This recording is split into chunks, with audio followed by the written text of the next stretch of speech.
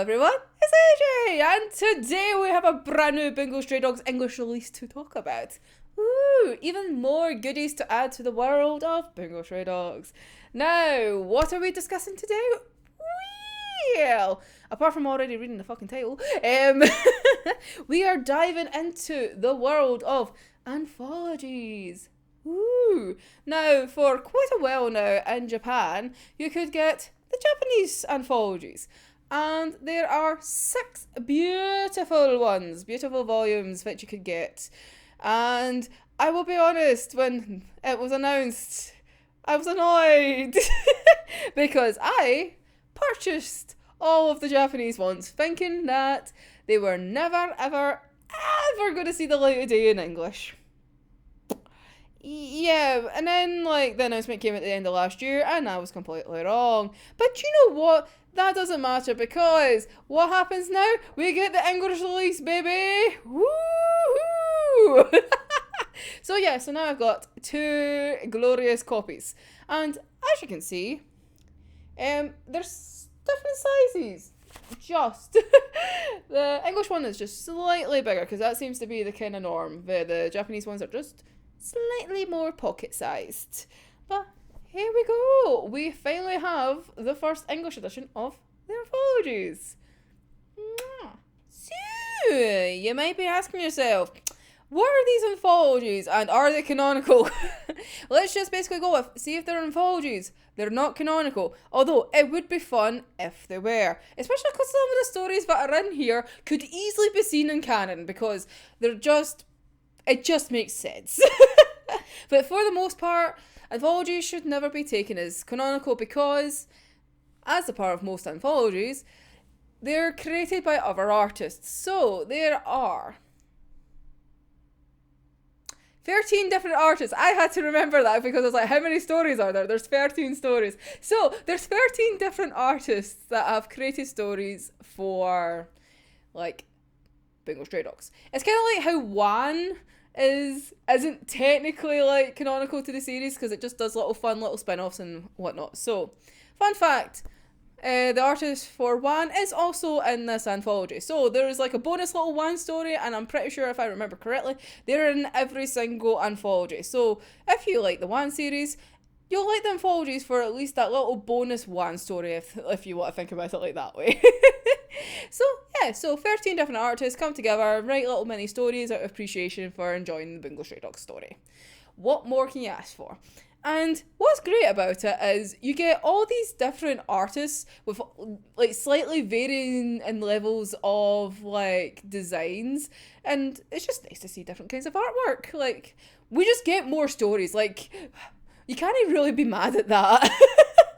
So looking at the cover, you probably think, this art style looks very familiar. And you'll be right. Harakawa themselves actually did the cover for this one. They also did the covers for volumes 2 and volumes 4, which is Hoshikawa, if you know my other videos, who does Beast and 15, did the 5th volume.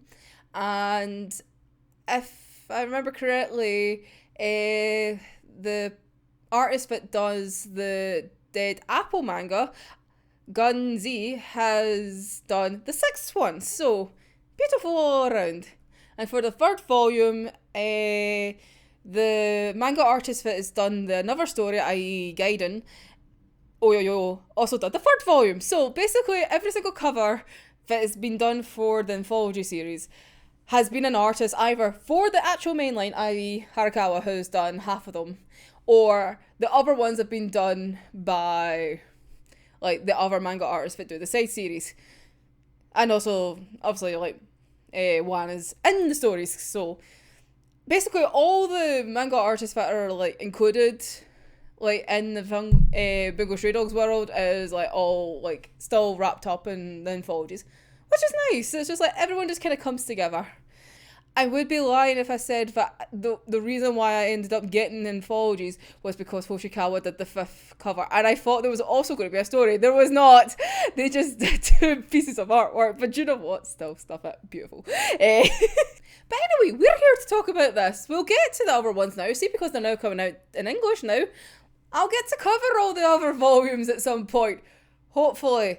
Hopefully. Well, they should. They got the rights to the Anthologies. In theory, we should get the rest of them. Right? But anyway, let's dive in. So we'll start off with the artists and whatnot. And what I like also with these is, see, after every story, the artists have like their own little like kind of thank you page, just to say like thank you for letting me be involved with this anthology project. And usually it's just like they draw like their favourite characters, or they just like write a wee thank you note and whatnot. And see, some of them are fucking funny because of what story that they created, but we'll get to that.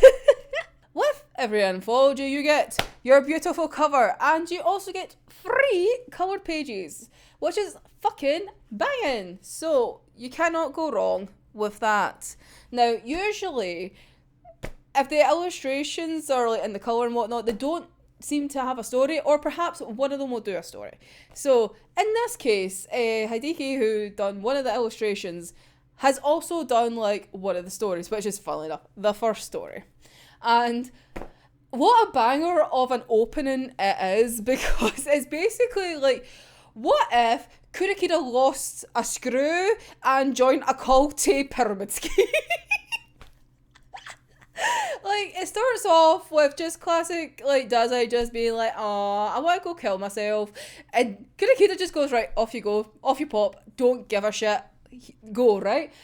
And Ashi's just like, "Wait, why are you just letting him go?" And it's just like, nah. He's like, he stresses me the fuck out. And see, if I just let him do what he wants to do, I'm a lot calmer for it. And Ashley's just kind of like, okay. But he's like, yeah, do you know how I found this inner peace? Because of these magical vases. Look at this. You could get free. They can do good for you. And it's like, great. Not only are you like in this fucking weird ass self-help cult thing now that sells vases, it's just like, it also incorporates a fucking pyramid scheme, because now Kurakida's like trying to sell this off onto Atsushi. It's like, here's this self-help book that like teaches you all these ways on how to deal with yourself, i.e. how to deal with annoying people, Dazai.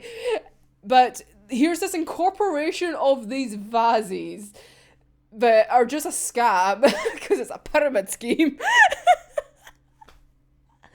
And like, at one point, right, Dazai comes back because he's bored, right? In the middle of this, like, Terazaki and all that has been kind of dragged into this whole fucking vase thing, right? So Dazai comes back, right? Bored from his, like, suicide attempt. Excuse me, sir. Why the fuck are you wrapped up in shibari? Like, what kind of fucking suicide attempt is this? Like, why? Why? Like I said, this is the first one, and I'm just like, okay. Like, cool, just Dazai and Shibari, I guess.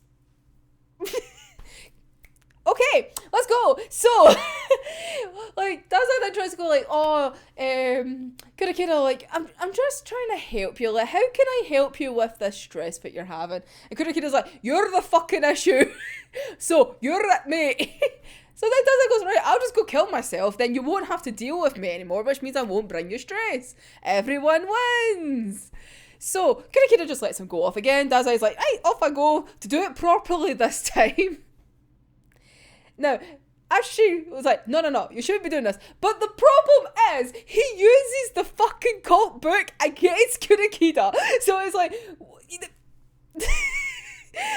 It's like, you're not helping yourself because now you're getting trapped into this fucking thing, Atsushi.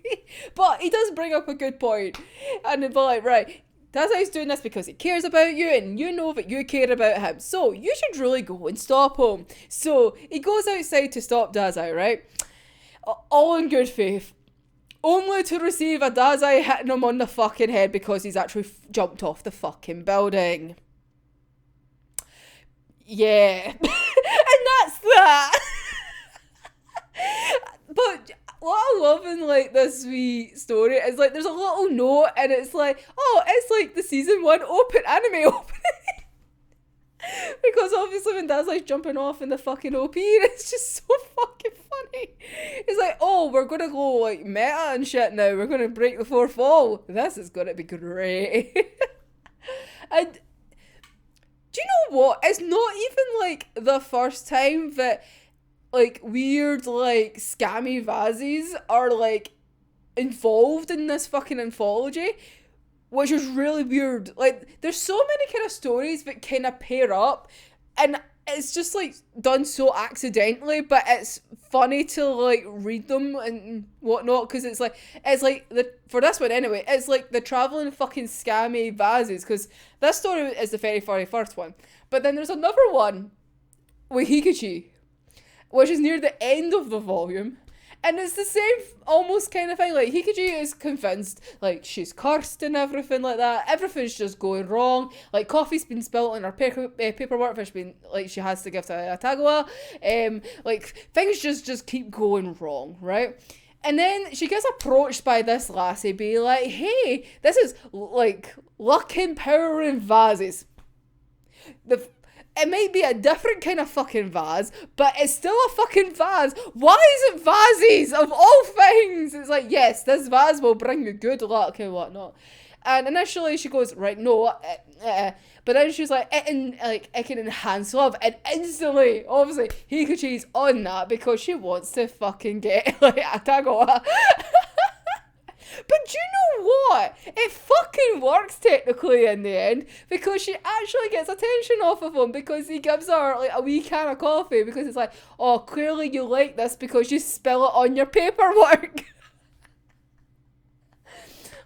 Like, I feel kind of sorry for her, but it's also just funny because it like, the scammy fucking vase technically worked. Question mark.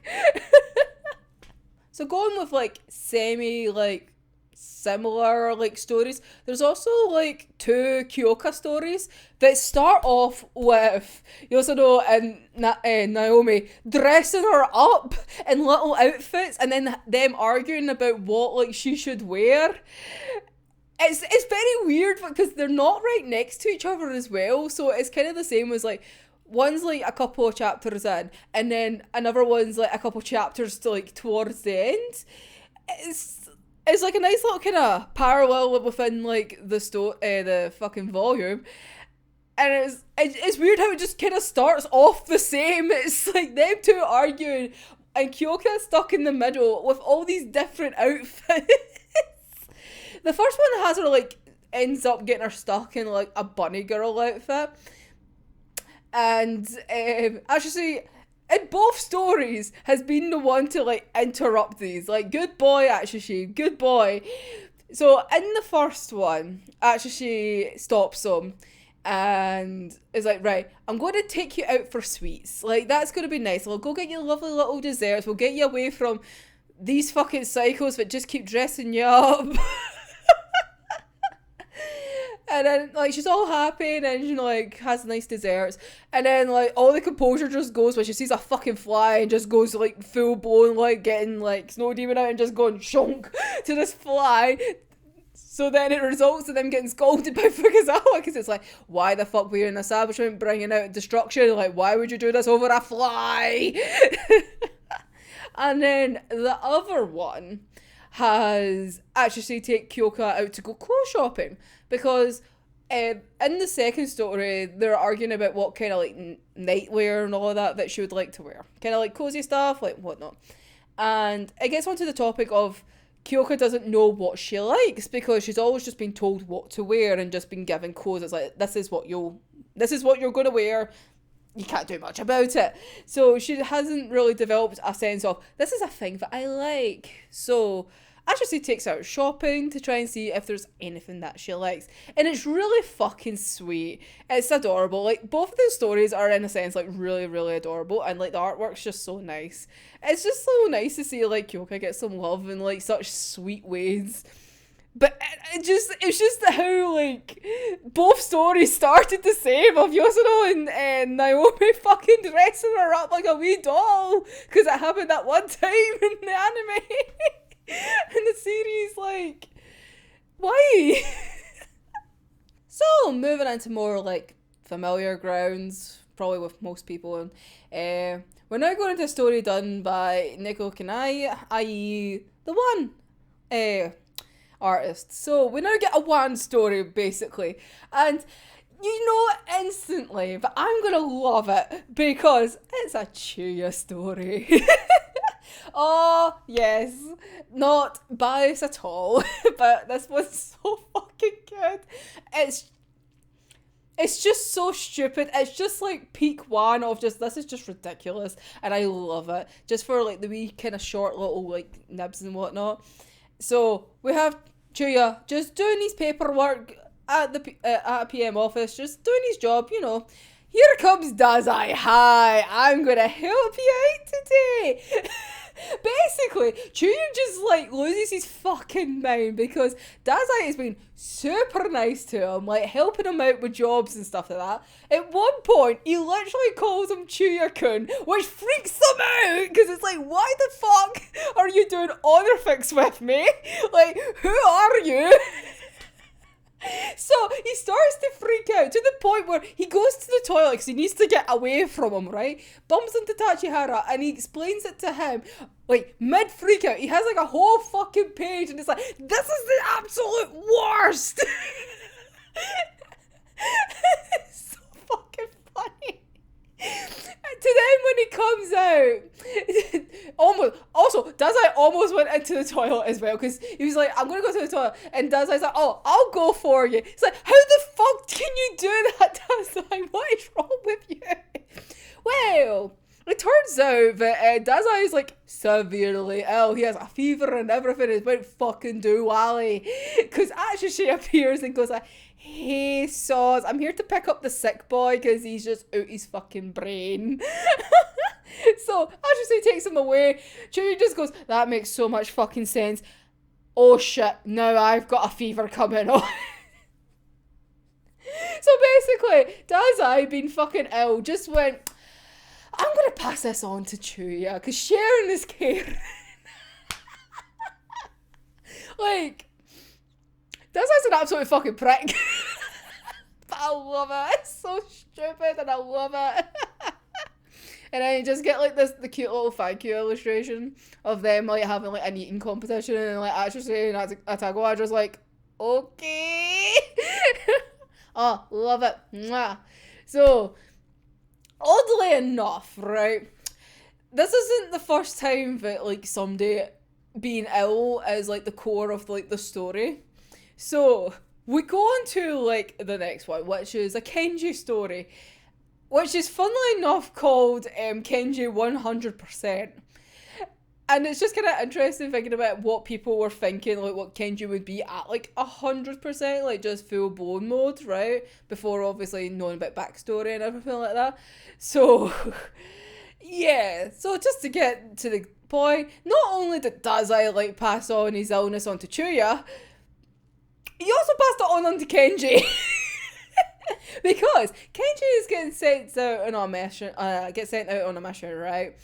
And, well, something goes wrong with his strength. Like, he just keeps breaking things accidentally, and, like, things just aren't going the way things are meant to be going. Like, they're just not right. And there's just, like, this moment where Atshishi is like chasing this criminal and like bumps into Kenji and goes like, oh, Kenji, stop that criminal, like, please, kind of thing, right? But the criminal like grabs Kenji like to trying to like be like, oh look, I've got a horse, blah blah blah blah blah, like, and then Kenji fucking threatens this fucking criminal because like the aura just changes. Like, he just goes like, yeah, I'm not having a great day. I'm having what they call an off day, and I can't like control my strength, and we don't know what that might mean for you. Basically, Kenji just went, I could potentially kill you right now, but who fucking knows, because I am not controlling my power. Kenji, like, he looks like menacing. It's a fucking great wee panel, like, don't get me wrong, but it's just like, Kenji, you're meant to be a ray of sunshine. Where the fuck did this come from? Obviously, we know he's not like a complete ray of sunshine. Like, he can technically be like you know, a ragey demonic kind of thing if need be. Like, he has, like, the power of Mother Nature within him and whatnot. But, you know what I mean? It's just funny because obviously this was, like, so early on in the series. Like, this was, like, years upon years and years and years ago, like, before, like, his backstory was revealed. So, obviously, this is what people were potentially thinking what he would be like. And it's like, not far off. So, yeah. It doesn't kind of work out that way because Fukuzawa just appears and gets, like, the criminal. But they're like, right, we'll take you to go get some food, Kenji. And usually, like, gets the food, but then, like, sleeps. Oh no, it's more like gets some food and then passes out, but not in a good way. So yeah, then it turns out that Kenji has, like, a fucking bug, and I'm blaming Dazai because of the last story. Even though there's no way for them to be connected in one shape or another, but I'm just going to blame him anyway because it's fun. But it's a wee shame, like, poor wee Kenji. And then they're like, yes, we need to, like, kind of monitor him from now on and make sure that he's, like, well fed and whatnot to the right degree and whatnot. Which, in a weird sense, I can. It looks kind of bad when we go into the next story, and all just for this wee one moment because the ADA gets, like, this food delivery of manju. And everyone's, like, taking some. It's like, ooh, yes, brilliant, get some nice food. And then Kenji picks one up, and Kurakita stops him. It's like, no, you need to be hungry for a little bit longer. That's so mean. Like, see when you read that story of, like, Kenji being ill and whatnot, and they're having to monitor him and make sure that he's okay, to then read the next story where he's not allowed to join in with the food that's just been delivered, like, that is just cruel. That's just mean. So, yeah, so whilst everyone's talking in, like, Kenji's, like, so sad walking away to, like, pass it out. Like, that's so... It's cruel. It's really cruel. I just want to give the poor wee boy a hug. But, yeah, so Ashishi's like, oh, I wonder, like, where these came from. Like, why did we get these, like, manju from, like, a hot spring kind of thing, blah, blah, blah, blah. And, like, Rambo's just like... Yeah, it's not really that hard to think about because, like, the person who delivered them is going to come in here, like, in 2 seconds. Da-da-da-da! Here comes Dazai just be like, hey, I was at the hot springs, I was trying to kill myself again, but in style. Yay! But he's like, I just thought I'd send you some nice treats because it's, like, good for this season. Alright, Dazai. And, like, the last panel is, like, Kurakita basically just going up to fucking kill Dazai because of all the people who need to go to a hot spring to, like, fucking relax and whatnot. It's fucking Kurakita. He needs it. Having to deal with fucking Dazai. Now, the next one is, like, a wee kind of shorty story, but it's still a fun one either way. And... it's just Ashishi, like, on the hunt for Dazai's prize money again, just by guessing what his previous job was. Do you know what? This is just basically a story of, like, Dazai just getting put into different outfits to, like, please the readers. Like, it really is. It's just, like, Ashishi just coming up with all these jobs, and it's just like, let's just put Dazai in those outfits. Because we literally go from, like, a host, i.e., like, a pretty boy, to, like, a policeman, to a doctor, to a butler. It's like, he just looks pretty, and it's like, this is just basically, like, let's dress up Dazai just for the sake of it. Am I complaining? No. But it's just funny because, like, he's going through all these jobs, and then Dazai just calls Ashishi out and is like, but that's basically what you want me to be, isn't it? It's just like, yeah, I should have just been called out for it. But I have to give, like, a great shout out for, like, the artists, like, end piece, like, their wee thank you page, because it is such a stunning fucking piece of chuya. I'm like, oh, mwah. It is so beautiful. I love it. And like I said, not biased at all. Oh, now, moving on to one of my favourite stories in this anthology volume. It's so stupid. I love it. like, I really want it, like, animated, just, like, properly. Like, it would just be so fucking fun. There is kind of a similar one version to it, just thinking about it.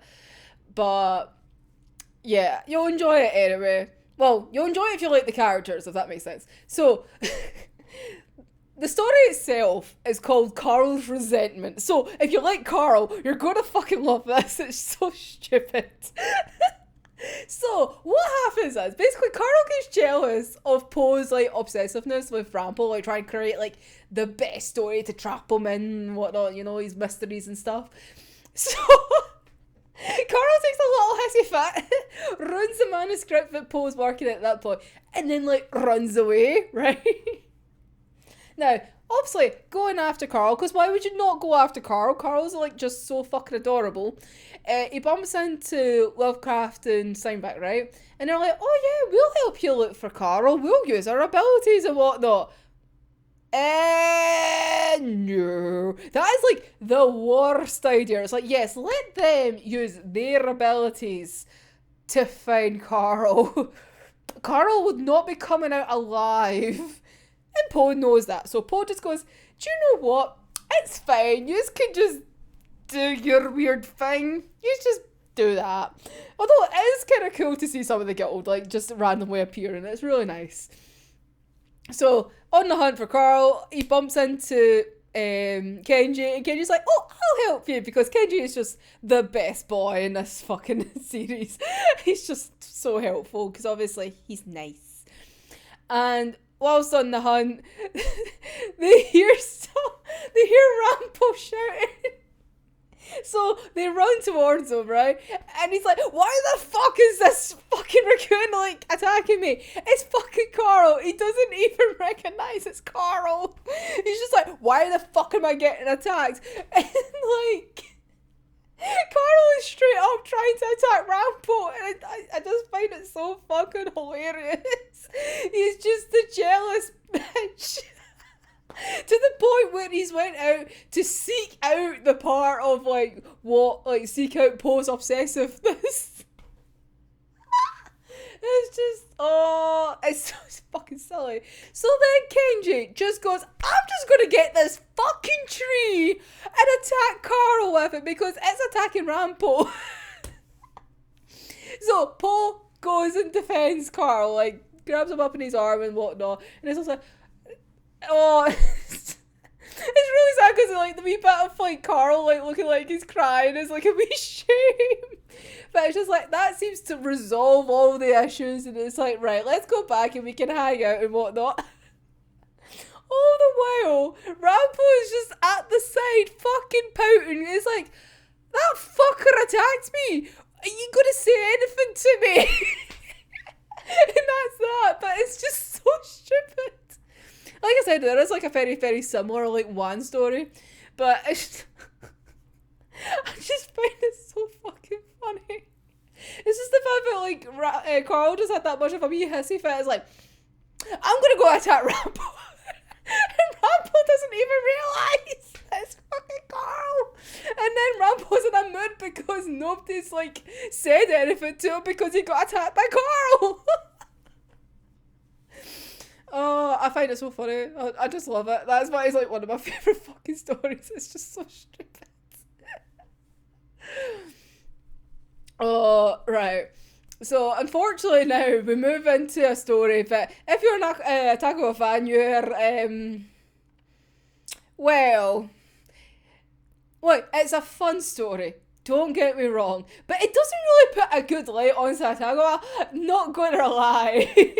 But it is kind of funny. So, if you take it lightheartedly, you'll enjoy it. But if you really love him, he doesn't look good. I'm not gonna lie. But at least he's alive. I'll say that. At least he doesn't die. So, yeah, so Watago was, like, sent out on a fetch quest to go get this special ass fucking fig cake for Mori. And what happens is, right, he gets the cake and he starts to head back. Then he comes across, like, this fucking pug, right? But it blocks his path. Like, literally, anytime he tries to walk by it, it just walks in his way and just kind of follows him, right? So, at one point, they end up in a little fucking showdown of, like, Otago just stands there, the pug fucking sits there, right, hoping that the pug will fucking move away or just leave, because if Otago doesn't move, it will fucking move. No, they stand there for a fucking hour. Like, and what makes it worse is, like, he's getting stressed out at the fact that this fucking dog will not fucking move, right?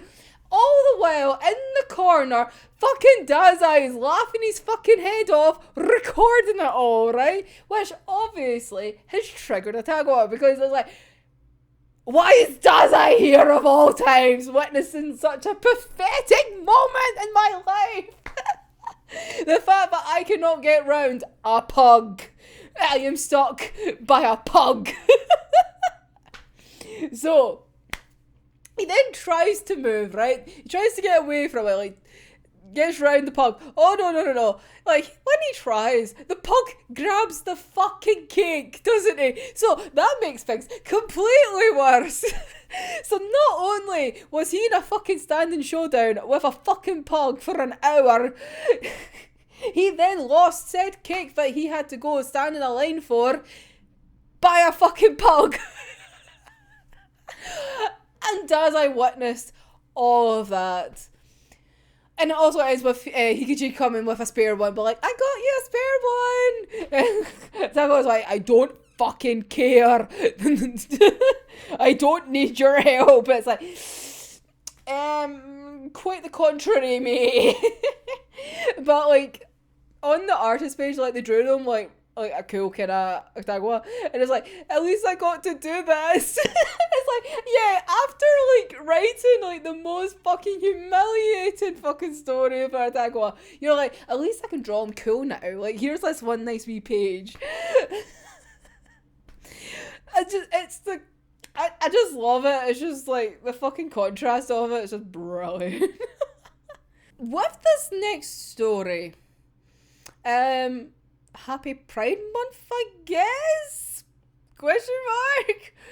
So anyway, here is how the story goes. Basically, like, the Tanizakis just, well, being themselves. You know what they're like, especially very, very, very early on season 1 and whatnot in the series. Yeah. So, Dazai's bored as fuck. Sees them doing the shit that they do. Decides, I'm just gonna have a little bit of fun. So he goes up and he's like, oh, I wish I could get involved with this wee flirty thing that he's doing and whatnot. Now, Tanizaki, obviously being Tanizaki, goes, if you lay a fucking finger on her, like, I'll fucking kill you kind of thing. You know, the way he does when it comes to Naomi. Oh, no. Dazai just pulls out the fucking Uno card and just goes, oh, wait, no. I'm not talking about Naomi. I'm talking about you. I want to flirt the fuck with you. Right? Everyone get out the fucking buy or ban flags out. Let's go. So what happens is, now, Naomi and Dazai decide to fight it out, essentially, on who can overwhelm Tanizaki the most, to the point where he cries. Like... What the fuck is the story? And why can I see it happening? So, with that, Tarazaki's just like, fuck no, I'm getting the fuck out of here. Starts using, like, snow to try and escape. And it's like, right, I'll be fine. Kind of like hiding like under a desk or what. I was like, right, they won't catch me. I'll be fine. I'll be safe. They can't get me here.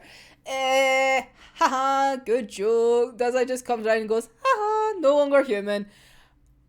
Yeah, very much captured. He is now basically violated for by whatever means that they did. To the point where Atsushi had to cover up Kyoka's eyes, and the fact that Kurikida's just like, yeah, they're just wasting time, just allow it. Like, what are they doing? Because poor Tanizaki at the end is like, I can never have a bride now. What? What did they do to him? But yeah, happy Pride. What? Like, poor boy, like, what on earth happened? Like, it's good to actually, do you know what? I don't actually think I want to know what happened. Like, do you know? I'll just leave that there. Let's move on to, like, the penultimate story, shall we? Oh, so... fucking hell.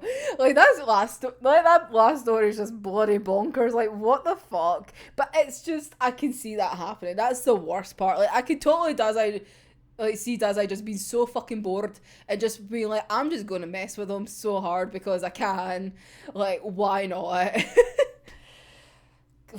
God damn it. But anyway, so the penultimate story, set on a very hot summer's day. The ADA is bloody dying of the heat, so they decide, right, we're going to get a big ass block of ice and make some shaved ice. So Ashishi and Kyoki are off to go get that, and then they bump into Rampo. And he just decides, I'm just going to join you. Why not? I'm going to go on this little merry trip to go get some ice and like flavourings and stuff like that. It'll be good. And it's like, wait, are you not meant to be with Kurikida? And it's like, yeah, but he's went off somewhere and told me to stay here, but that's boring, so I'm just going to come with you guys. Yay, I'll leave a note. It'll be fine. Yeah, it is not fine. Let's just say that. So, because Rampo is now, like, decidedly to join them on this little excursion, there's been, like, 8 little mini quests, like, went all here, there, everywhere, because Rampo is now with them. And then, once they get the ice, and then Kudakira finds them, because the note just went, I want some ice. I want to eat ice. Like, Kudakira finds them, it's like, right, you're a bitch. He doesn't say that, but I wish he did. It would be funny. When they're trying to bring the ice back to the ADA, to the office, they get ambushed, and what's funny is, like, don't, like, react or anything like that. Protect the ice. Don't break the ice. So, with that, they're late because, obviously, they got ambushed, and they go back to the office, and the ice is melted. Shock horror. But it's like, yeah, it's because you took so long and doing all these wee things. But Yasuno just goes, you're injured. And both Kunikina and Ashishi are just like, yeah, now we're cool. Because, like, the chill of the thought of Yasuno, like, curing them of their injuries is just like, oh no. But it doesn't matter because, like, Fukuzawa and Genji come in with little ice lollies. So they saved the day. So everyone's still got, like, a nice ice cool drink. Well, treat thing. But maybe not been shaved ice with lovely syrups and whatnot. But at least they still got an ice lolly until their air conditioning gets fixed. But, oh, I just love the fact that, like, yeah, only Kurikira and Ashishi, like, were instantly cooled in this office just with Yasuno just being like, oh, you're injured. Here, I can fix you. It's like, oh no, we're not doing that, please, of all things. Oh. And with that, we head into the last little story. It's a shorty too, but, like, I love it. It's so fucking funny. So it opens up with Dazai and Chuya just, like, after, like, the Lovecraft fight. And after, like, Chuya's used corruption and whatnot, it's like, right, take me back to base and whatnot. And Dazai says, oh, of course, partner. So the whole story focuses on this partner thing, right? And Itagawa's just like, right, clearly Dazai, like, only, like, uses its high praise. It doesn't just give it out to anybody because, obviously, him and Chuya have worked so closely together. Like, they've earned each other's respect and whatnot. And one day, I too wish to get called partner by Dazai, right? But it's all a fantasy because he's like, nah, it'll never happen. And also, Dazai would not just willy-nilly throw it out there. Like, he's not going to call anyone partner. You know, just like, not just like anybody, right? It's only for those that have, like, truly earned it will get called partner by him, right? You can see where this is going. Cut to Dazai and Ashishi, and Dazai asks Ashishi to be in a team with him because they're going to play a card game in the office. And Dazai calls Ashishi partner.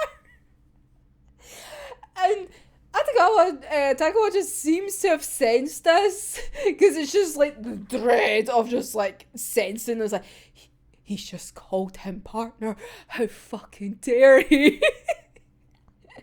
And then because he has sensed it, Ashishi then says the fact that Atago's hatred for him has just increased exponentially. To the point there's like this little illustration at the bottom, right?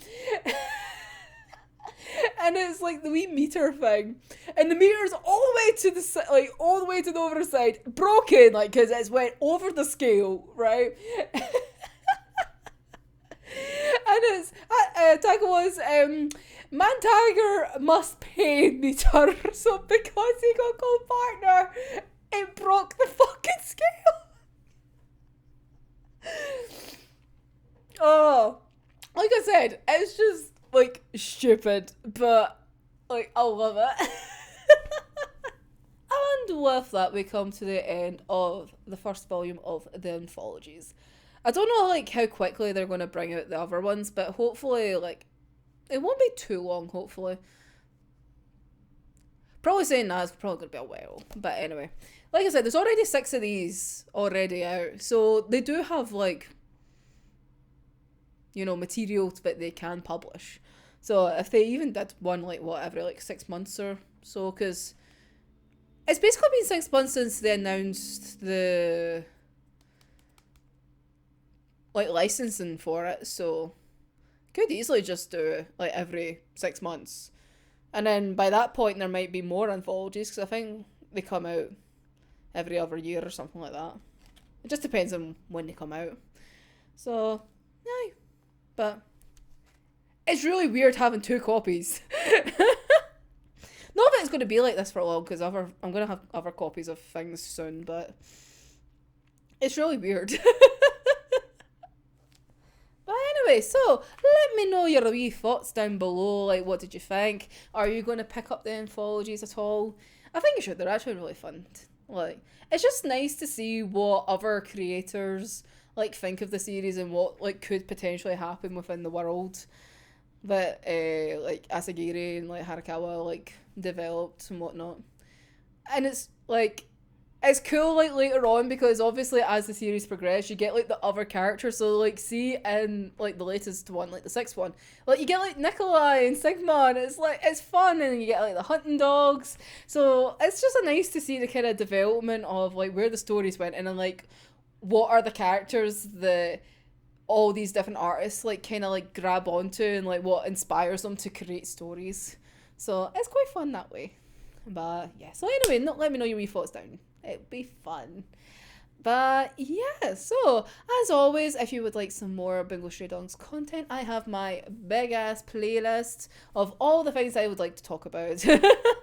Because I don't shut up. And if you like this, like, comment, and subscribe. I would appreciate that. That would be nice. Thank you.